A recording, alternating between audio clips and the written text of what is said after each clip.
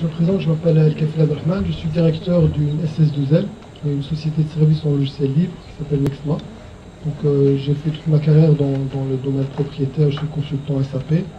Et je suis ici au Maroc, je suis au Maroc depuis 2007, et on s'est spécialisé dans un logiciel qui s'appelle OpenERP, qui est l'objet de ma présentation. Donc OpenERP, c'est un programme de gestion intégrée open source, qui est sa particularité qui est facile d'utilisation pour les utilisateurs, tant pour les utilisateurs finaux que pour les programmeurs. Il est open source, comme l'a souligné Ahmed, donc l'open source était cantonné jadis uniquement dans les serveurs web, dans l'infrastructure. Depuis l'année 2000, il passe au domaine applicatif, tout ce qui est l'informatique décisionnelle, les ERP comme on va le voir dans pas mal de secteurs. Les 4 libertés d'open source, l'analogie c'est avec la recette de cuisine.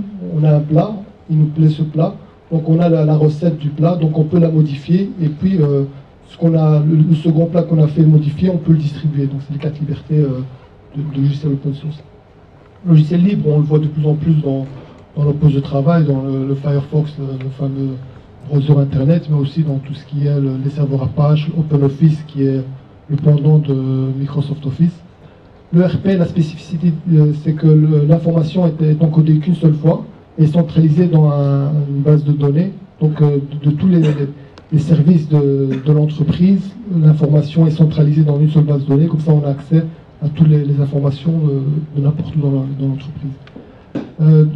80% des ERP sont propriétaires, avec le leader qui est SAP, Oracle pour surtout les grands comptes, Sage qui a racheté Adonix, Microsoft avec Navision, etc. Mais l'open source se traite une part du marché plus ou moins 20%.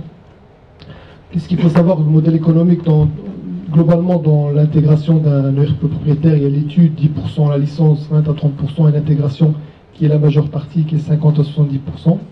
Donc, dans le cadre d'un ERP open source, il n'y a pas de revenu de licence, donc il y a un manque à gagner de 25%, qui est gagné parce que sur le mode de diffusion, il y a moins de recherche et développement, moins d'efforts marketing, parce qu'avec ces diffusions par Internet, etc., donc on gagne les 30%.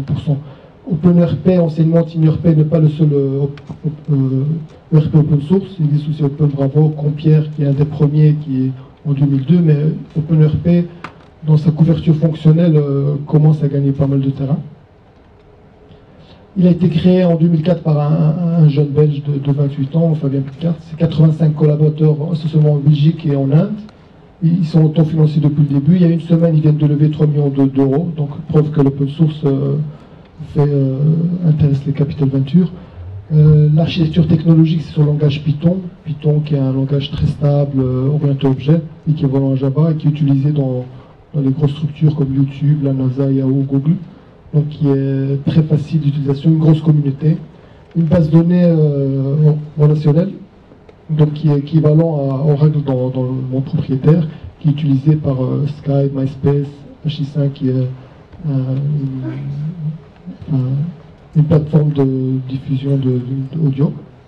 Il est multiplateforme, c'est une des uniques ERP qui est utilisée par la plateforme Macintosh, mais aussi le Windows et Linux.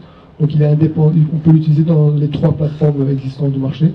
Côté utilisateur, il y a deux clients, client web, on permet de se connecter uniquement avec un browser, on se connecte dans le ERP, et client lourd on doit installer quelque chose sur le poste client.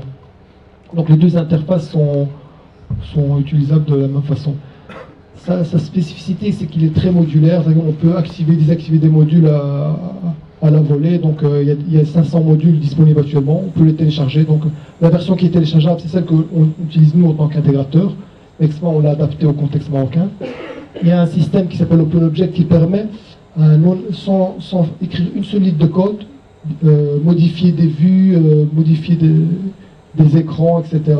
Tout ça à la volée, style RAT. Donc qui permet en quelques clics de modifier le flux. Ici, c'est la gestion des processus. Ça permet de gérer le business process management, le passage d'un flux à un autre avec les rôles, etc. Ça aussi, on peut l'éditer facilement. Et c'est une façon très simple de voir les flux d'entreprise.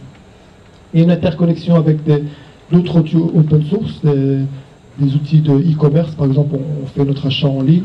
automatiquement on reprend la commande sur le RP automatiquement sans réencoder la commande. Donc il y a une interconnexion avec pas mal d'outils open source du marché. Les références, c'est l'École nationale de l'administration, Whirlpool à l'international, Copco, la Poste en France. Donc on commence à avoir des clients de plus en plus gros. Donc les chambres de commerce, les cantons de Vaud en Suisse.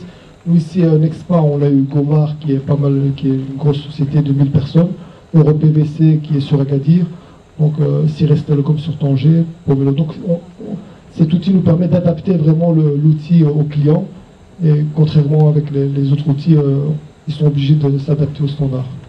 Je vous remercie.